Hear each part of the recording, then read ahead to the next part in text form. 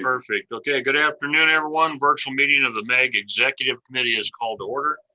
Melissa, would you go ahead and do an attendance roll call for us, please? Yes, thank you, Chairman. Members of the Executive Committee, I'll call your name. Please indicate if you're present for the record. Mayor Gallego? Here. Thank you. Mayor Giles? Here. Thank you. Mayor Hartke? Here. Thank you. Mayor Hermosillo? Here. Thank you. Mayor Peterson? Mayor Weiss? Here. Thank you. And our chairman is present, so a quorum of the Executive Committee is present. Perfect, thank you. Okay, if everybody will please try and remember to mute your devices when you're not speaking, and then probably just as important when it is time for you to speak, try and remember to unmute to create a positive experience for all of our attendees. We operate our committee meetings in a full transparency, given public access to committee meetings, materials, and discussion. The public cannot view the chat comments, but as a result, we are disabling the chat feature in all committee meetings moving forward. If you need technical assistance during a meeting, you can contact the helpline 602-452-5095, or you can contact MEG's staff. Appreciate your understanding and helping to maintain transparent discussions for the benefit of the public. Do we have any cards filled out for the public to speak? We've received no public comments for this meeting. Okay, so I'm going to miss number 2 altogether. We don't have any cards that we have to address the members of the public. So moving on to number 3, items 3A through 3C. They are on a consent agenda. Any member of the executive committee have any questions on those items or need a presentation on any of those items? Seeing no one, could I have a motion to recommend approval of the consent agenda items 3A through 3C? Move approval. Second. Mayor Hermosillo. Okay, Mayor, I'm sorry, having a hard time hearing you here, folks. One at a time, if you'll say your name and then make your motion, please. Gallego to approve. Hartke to second.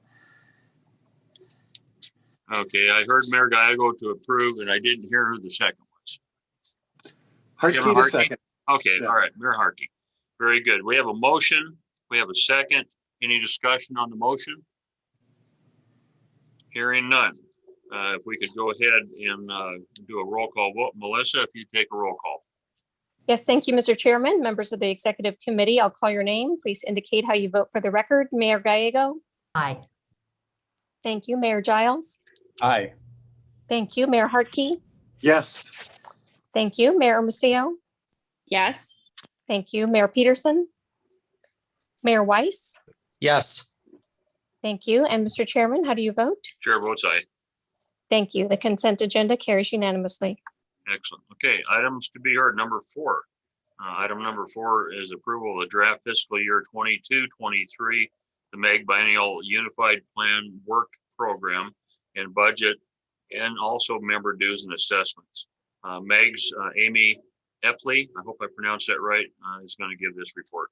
Amy? Thank you, Mr. Chairman and members of the MEG Executive Committee for the opportunity to present today on MEG's draft budget.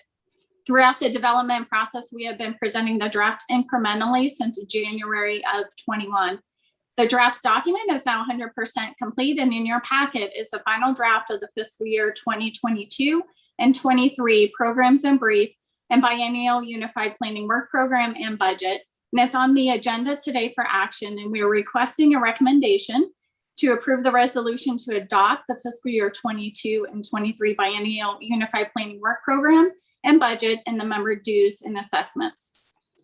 The draft budget for fiscal year 22 through 23 contains the dues and assessments originally presented to you in January of 21, which includes a regional distribution of the homeless assessment based on member population. It also includes the proposed new projects, personnel costs, project budget, and funding estimates, which were outlined to you in February through April. Next slide, please. The major difference from the previous proposed sections of the UPWAP is the addition of 3 new projects, which include the board survey of transit users for the Transportation Planning and Policy and Planning Division, the update and review of the CAG area networks data and forecast for the Transportation Technology and Services Division, the regional research, geospatial data and service support on-call for the Regional Analytics Division. And it also includes the removal of the project for the fiber regional upgrade support on-call. Next slide, please. This pie chart shows the planned expenditures for fiscal year 22 by division. Similar to fiscal year 21, our largest portion of budgeted expenditures has been allocated to our transportation division, with total expenditures of $45,836,234. These expenditures include estimated carry forward amounts from fiscal year 21. Next slide, please. This pie chart similarly shows the planned expenditures for fiscal year 23 by division. And very similar to 22, the largest portion is for our transportation division. And we have a total expenditures of $32,639,268. Next slide, please. This graph here shows a comparison between the expenditures since fiscal year 20. We're showing a decrease of expenditures from fiscal year 20 to 21 of 10%. And from fiscal year 21 to 22, we show an increase of 27%, which is mainly due to the carry forward expenditures from the fiscal year 21. And finally, we show a decrease in expenditures from fiscal year 22 to fiscal year 23 of 40%. Next slide, please. This pie chart here shows the planned expenditures by category for fiscal year 22. It shows a comparable breakout of expenditures with the exclusion of carry forward funding in 23 that you'll have in 22. Next slide, please. And again, this is the fiscal year 23 expenditures by category, very similar to the 23, but again, it does not have the carry forward amounts, which is why we're seeing the increase in 22. Next slide, please. This graph shows a comparison of the expenditures by category since fiscal year 20. It's showing consistency throughout the years for each of the categories. However, you'll see a slight increase or spike in the project consultants and associates, which is due to those carry forward amounts from fiscal year 21 and any delayed projects that are mainly due to the COVID-19 effects that we've seen. This is a brief summary of some of the expenditures and the changes in the UPWAP, and all this information can be found in the fiscal year 22 through 23 programs in brief, and the biennial unified planning work program and budget, and the drafts of which have been included in your agenda packets. The detail on the total budgeted revenues, expenditures, and changes in fund balance can be found in the overview and budget summary section of the document, which starts on page 1-59. This concludes my summary presentation, and I'm happy to answer any questions. And again, this item is on your agenda for action. Any questions from any of our council? Okay, can I get a motion to approve? Mr. Chair, it's Ken Weiss. I'll make the motion. Okay. We have a second. John Giles will second. Okay, I've got a motion from Ken Weiss, a second from John Giles. Any discussion? Hearing none. Will you go ahead and take a roll call, please? Yes, thank you, Mr. Chairman. Members of the Executive Committee, I'll call your name. Please indicate how you vote. Mayor Gallego. Aye. Thank you. Mayor Giles. Aye. Thank you. Mayor Hartke. Yes. Thank you. Mayor Hermosillo. Yes. Thank you. Mayor Weiss. Yes. Thank you. And Chairman Wires, how do you vote? I vote aye. Thank you. The motion carries unanimously. Thank you. Okay, item number 5, renewal of consultant services for Policy Arizona LLC. Meg's Nathan Pryor. Nathan, will you begin the discussion for us? Thank you, Mr. Chairman, members of the MAG Executive Committee. Yes, today's item is on for requested action. I'll go ahead and read that. Approval to amend the FY 22-23 MAG Unified Planning Work Program and Annual Budget to renew the contract with Policy AZ for an additional year at $66,000 per year. We've utilized Policy AZ since January of 2018. In July of that year, we did have a contract extension renewal. So we've utilized them since January 2018. A very important service that they provide to MAG, communicating with legislature and the staff, governor's office, and stakeholders around the valley. You can imagine this is a great importance given the work that we do, especially running up to efforts for enabling legislation on the extension of Proposition 400. So we're looking to continue utilizing Policy AZ, seeing great value in the services that they provide as we head into the next legislative session, where we anticipate pursuing enabling legislation for extension of Proposition 400. Of course, it's important, all the run-up kind of work that needs to be done here in the summer, fall, and winter months leading up to legislative session. So we're looking to obviously continue utilizing Policy AZ and their services in that effort. Of course, they work on beyond transportation issues. We utilize them, as I mentioned, on a host of issues confronting MAG on a kind of state and regional level. So again, Mr. Chairman, looking to continue their services for an additional year as in the action requested.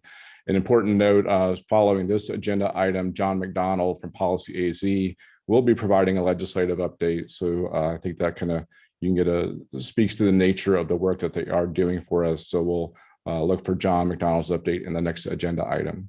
That completes my presentation, Mr. Chairman. I'm available for any questions. Thank you. Any questions from our committee? Mr. Chairman, Yeah, go ahead. I want to say that I've really appreciated the services of Policy AZ. They have to work with a very diverse group of decision makers and have navigated that well. And it's been nice with Dana's expertise as in intergovernmental affairs, has also been very helpful in working with all of us across the valley. So looking forward to voting in favor of this. Okay. If no others, can I get a motion to for an approval to amend the FY 22-23 MAG Unified Planning Work Program, and then also an annual budget to review the contract with Policy Arizona for an additional year at $66,000 per year? Mayor Hartke, so move. Mayor Giles will second. Okay, Mayor Hartke made the motion to approve. Mayor Giles is our second. We do have motion in a second. Do we have any discussion on any of the item? Seeing none. Melissa, will you take a roll call, please? Yes, thank you, Chairman. Members of the Executive Committee, please indicate your vote for the record. Mayor Gallego? Aye. Thank you. Mayor Giles? Aye. Thank you. Mayor Hartke? Yes. Thank you. Mayor Hermosillo? Aye. Thank you. Mayor Weiss? Yes. Thank you. And Chairman Wires, how do you vote? I vote aye. Great, thank you. That motion carries unanimously. Thank you. Okay, Nathan, you want to introduce item 6? Yes, thank you, Mr. Chairman. As stated, mentioned, John McDonald will be providing today's legislative update. So I will turn it over to Mr. McDonald. Great. Thank you, Nathan.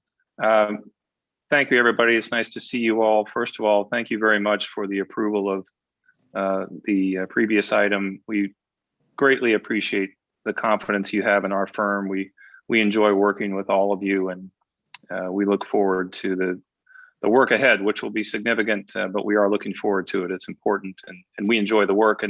And Mayor Gallego, especially thank you for the kind words for Dana, who couldn't join us today. She's on another matter, but she does put a lot of time and effort into it. And of all the things we work on, I think this is her favorite. It's really close to her heart. So thank you for the kind words. In terms of the legislative update, I'm sure that you're all generally aware of the session and the ins and outs of this. I think from a city standpoint, probably the biggest issue left on the table right now is the state's budget. And as almost always is the case, the budget is the last remaining major item to be concluded. Some years it gets done a little quicker than this. This year has been a slower process for a good reason, mostly because of the influx of federal dollars coming in and the legislature and the governor's office trying to figure out how best to allocate those funds. That's taken a little bit of time. So it's always a nice problem to have more money coming in than you expected and figure out how to allocate that. Unfortunately, that usually takes quite a bit of time to figure out. So sometimes sessions with a surplus budget are harder and much more stressful than a session where it's pretty lean. So this year it's taken a little bit longer. I think from a city standpoint, it's a major issue right now, as I'm sure you're all aware, is the idea that's on the table at the legislature and seems to have a good deal of support in the majority caucus, is for a substantial income tax cut, and the impact that potential cut is going to have on state shared revenue is significant. The Republicans in the legislature are leaning on the Wayfair decision and the general notion that cities are doing well in their finances despite COVID as a result of the Wayfair decision and other factors. This is just what the Republican caucus is saying, and this is how they are dealing with the criticism they are receiving from the city level for the impact this is potentially going to have. So that is I think the city's objections and concerns on that issue are gaining traction in the Republican majority, but this is tough sledding. Trying to roll back or reduce an income tax cut is a pretty unpopular notion, as you can imagine, with the GOP. So that's a big item left to go here. This has been an unusual session for a lot of reasons, COVID certainly being one of them. The post-mortem on the 2020 election is another issue. Obviously, you're all aware of the audit that's going on and the attention that is receiving. There have been some other, more individual issues with different members of the legislature. Senator Kelly Townsend comes to mind as somebody who has probably delayed the budget just a little bit because of her need to have some other issues addressed. There are a few more of those within each house, but I think it's starting to come together. I would assume that we probably will see the state budget roll out to the membership sometime in the next 2 weeks. I think the goal is to try to have the legislature adjourned by Memorial Day.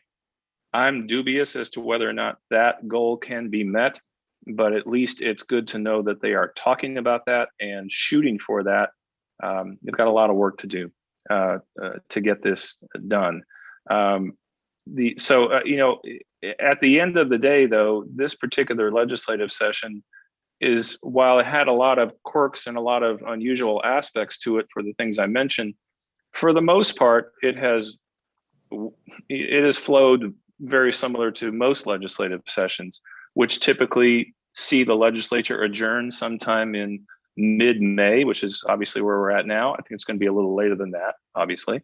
But for the most part, it's been what we've seen over the last 10 or 20 years. You've got a thin majority in both houses, 31 votes in the House, 16 Republican votes in the Senate. So a very thin margin, but nonetheless a Republican majority that is moving through its agenda. That has largely been supported by the governor with a couple of different, a couple of vetoes here and there, but for the most part, they've been working fairly well together. And the budget is almost always the hardest thing that the legislature does. This year is no exception. I think in the next couple of weeks, they'll have all those points ironed out to the best they can. They'll then put it out to the membership, who will have a few days probably, or maybe less than that, to poke holes in it. And then the Democrats, of course, will have a great deal of concern about the budget. They've expressed that already. The question now is, can the Republicans muster 31 votes and 16 in the Senate for a budget? Those are the discussions that are going on behind the scenes right now, and those are the votes that are trying to be corralled. I don't think at this point, and it could change, but I don't think at this point that the Republicans are going to need Democrat votes. If that becomes the case, then things change pretty dramatically in terms of timing, because that will certainly take some time to work through. And we're not going to know about whether or not the Republican majority has the votes they need within their own caucuses, or are going to have to look to the Democrats for some help. We're just not going to know that for the next couple of weeks or so. That's a 5-minute overview of where we're at in this session. Coming up next session, obviously we have a lot of work to do with the extension of Prop 400. You're all very aware of that. I think that effort at the actual legislature is going to start probably sooner than we normally would, meaning, in my opinion, late summer, probably around the August, September timeframe. We're going to have to be down there talking to key members, talking to the rank and file members about what is coming their way. And of course, we don't know exactly what's coming their way yet, because there's still the completion of a plan to put together and a meeting of the minds amongst all of you. But once we have that in place, there's going to be a significant amount of work that has to happen between, again, just estimating maybe late August, early September, Labor Day timeframe, all through the rest of the calendar year and into next year, so that we end up, by the time we're at Christmas, say, we want to have as many members of the legislature as possible, all 90, frankly, familiar with what is coming their way, educated as to what's coming their way, their questions generally answered, so that we enter the legislative session in January with an educated legislature that, even if they are starting out on one side or the other, we at least start out with a group that is familiar with what's in front of them, and that generally is going to produce a better result. A lot of work to do between now and then, but we're prepared to get that done. And I'm sure that we will be looking to some or all of you for assistance with individual members, along with other aspects as we move forward. So that concludes my presentation. I'm happy to answer any questions on current legislature or upcoming. Thanks, John. Questions? John, I guess you covered it pretty good. Wow, that's unusual, but thank you. Okay, very good. Thank you. Okay, there's no voting on this. It's just discussion only. So moving on, item 7. Do we have any requests for future agenda items from our membership? Okay, number 8. Is there any comments or announcements from the membership? Mr. Chair, it's Ken Weiss. Go ahead. Thank you, sir. I would encourage executive committee members to view the May 12th, 2021 Management Committee meeting. I watched it late last week, and as we were talking just now about Prop 400 extension, there is still a lot of debate among our staffers, our leaders and city managers on which direction we go with Prop 400 or Prop 500, whether it's half cent. There was a proposal for 6/10 or 3/4 or 1 cent. And then there was also discussion on maintenance and operations being part of that funding. I know we're looking at sometime in June or July to have TPC and regional council vote on this. But I really think that watching that meeting will help a lot of people put in perspective kind of where our policymakers are at, well, not policymakers, but our technical people are at, and kind of the concerns that they have. So that was it, Mr. Chair. All right. Thank you. Anyone else for the good of the order? Okay, well, I guess this meeting's adjourned. Thanks everybody for attending. Have a great day. We'll see you. Thank you. Bye-bye.